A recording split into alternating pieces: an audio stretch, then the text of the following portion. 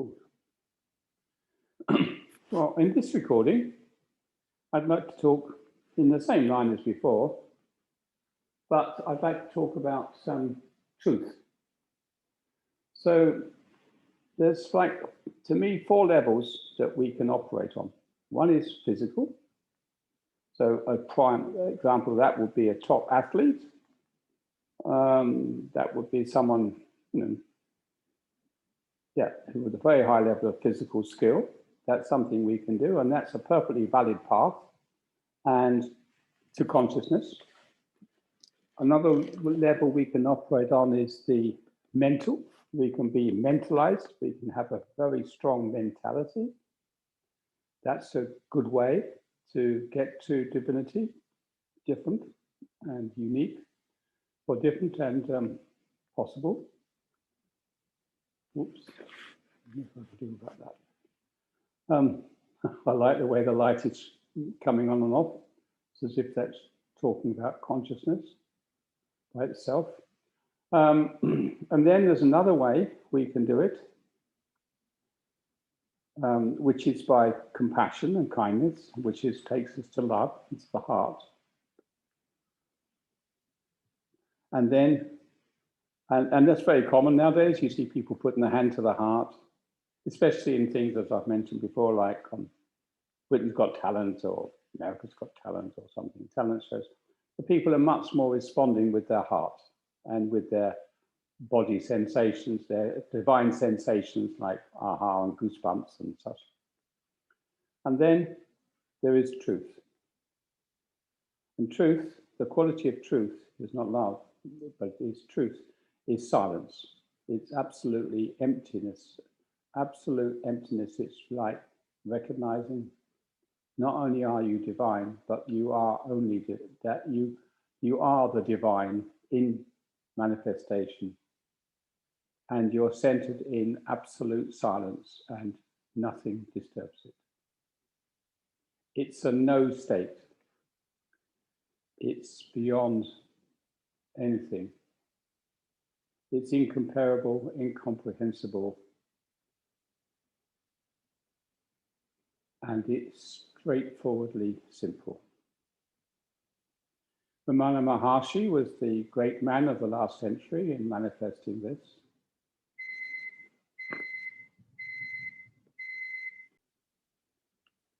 So I'm just recapping really that truth is the final destination as far as I can see, beyond love and embodying God on that level. Truth is the ultimate silence, where you are the divine. And I don't have any easy answers for how you unfold that reality, but so I would like to talk now briefly about resources.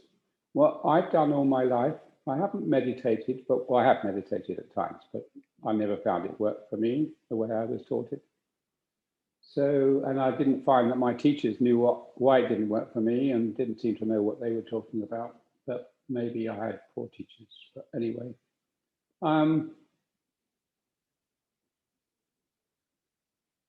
The books, what I found is that I always have a book. It could be The Course of Miracles. It could be Starseed Transmissions. It could be Eckhart Tolle's Now. It could be any book which has got significant sort of either a set of exercises in it or something I can progress through or dip into. I Am That by Papaji, I think, or This Is It, or something by Papaji. The one I favor at the moment is The White Fire by Mooji. I think Mooji's really totally brilliant. And he's got something like 800 aphorisms in his book, White Fire, volume 2, I think it is now. And it's really excellent. So you can just dip into one of these aphorisms. And I do it, here's the key. First thing in the morning before you get started. As soon as you're dressed and downstairs, you do a little bit of this. Well, I do it with breakfast, to be honest. I do my breakfast because I'm hungry slightly, and I read Mooji. And it means that I set up my day that I'm setting it up to be more conscious. And I've done this for most of my adult life. And sometimes I've done it with a partner when I've had a partner, and sometimes I've done it by myself. But I tend to always do it. And I find it incredibly, well, it's one way of walking the path. And I've also really had great benefits from satsangs with someone called satyananda.org. I used to go to his retreats, but they weren't very useful because they were too intense and not enough continuity. But since Zoom and COVID, he was offering satsangs 4 days a week, very consistently and beautifully. And these allowed me to dip in day by day, week by week. And they were also that was incredibly helpful. It was the best, really, because it was virtually free, or donations, and it was available without me going anywhere. So instead of costing me £500 plus loss of earnings and fares and train fares and God knows what, it cost me a donation, and I can just sit at home. It's in my living room. It's so much more powerful way of working. Some of the self-realized teachers offer things online. With Mooji offers something online, but it's not so useful because you don't get immediate access and you can't ask your questions every day.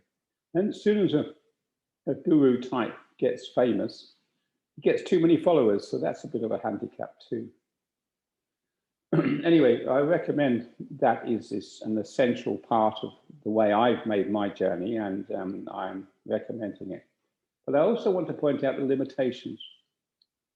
Gurus in general, whether they come from a yoga tradition or a deep yoga tradition or self-realized tradition, they're not really innovative. They haven't really looked at the teaching. They've got the teaching and they've got it, but they're not particularly trained. They don't have really good tools for delivering it. They only have what they were taught through, maybe, or what they've invented themselves. Mooji, for example, has invented the invitation, which is pretty good, but it still sticks at certain points. And I talked before about hurdles. And I think that the thing that people, self-realized teachers and all the teachers of self-realization, mindfulness, and anything like that, meditation, and anything like that, and also teachers of high peak performance, or people, or any form of self or learning or anything, don't realize is that the hurdles are much bigger than they look, and they're not easily resolved by any normal technique we've inherited from the traditions of the human race. If I were to be crude about it, critical, they need upgrading, and they haven't done the upgrading. My strength is I'm creative. I invent things. I've been inventing things since I was very young. I had my first patent, my first US patent when I was the age of 24 or something. You can look it up in the US patent, the UK Patent Office, and you'll find it if you search for my name. It's not that I was really clever, but I'm definitely creative. So in this area of self-realization and peak performance and things, I've been very creative too, by accident, not by design, really. I didn't set out to do this. It happened because of various spiritual experiences I had. Oh, Amma, I remember Amma. Amma gave me a hug. Amma, the traveling guru that hugs. And she precipitated in me an inner message which I never knew I had at all, which kicked me into gear on this whole thing. So if you, and what I think what she does, she gives you a hug, but she also, well, puts you in her aura, but also she whispers a mantra in your ear. And that mantra is the key to unlocking hidden potential. So anyway, I recommend hanging out with any number of spiritual gurus, and the more the better, more chance you get. And you can't know, you can devote yourself to one incredibly a lot. But I think you still need the tools that source medicine offers. Source medicine resonance. So source resonances allow you to make progress where previously you might get stuck. And I don't think that the tools that are being used by gurus are up to spec. That none of the tools that people are offering in any field of human endeavor address the central issues that we've discovered in our research, which are, if you like, limiting beliefs and traumatic events and such like what I've spoken about before. So these can be addressed. And it doesn't matter whether it's a journey to truth or love or performance or learning. It's all the same. And there is only one journey in life, as I've said many times. It's towards waking up. It doesn't matter whether you're a scientist looking for a Nobel Prize or whatever. It's all the same journey, really. I suppose the other comment I'm familiar with is that life offers you endless opportunities to wake up. It's a permanent Shakespearean tragedy trying to wake you up to who you really are. Everything that happens is significant. Everything that happens to you every day is challenging you to wake up. So you can't say that you need a guru. If you pay attention, what do? You could use a guru. But if you pay attention, life is constantly offering you possibilities. And they're entirely suited to you and within your grasp.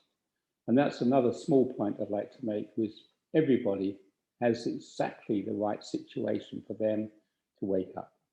Nobody has been given an overwhelming bad set of cards, so to speak.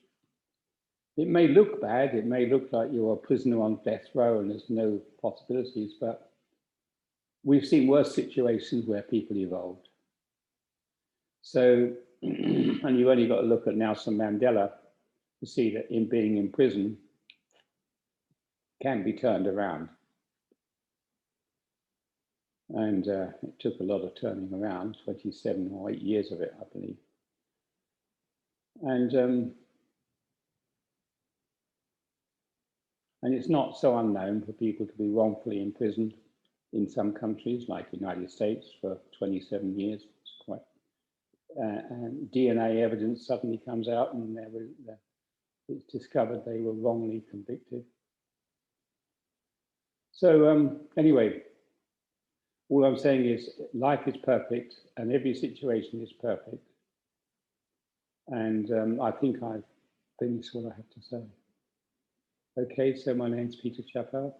And if you've got serious, interesting questions you'd like to ask me, then you can write to me at peterchappell@protonmail.com. Peter Chappell, CHAPPELL, @protonmail.com. And if there's enough questions, I will initiate a question and answer session. And if you are really serious and want to try making your way, you've done a lot of work in this area of consciousness and you want to make some bigger steps, want some help, it's possible that I could offer you some. Likewise, contact me. Okay, so thank you for listening.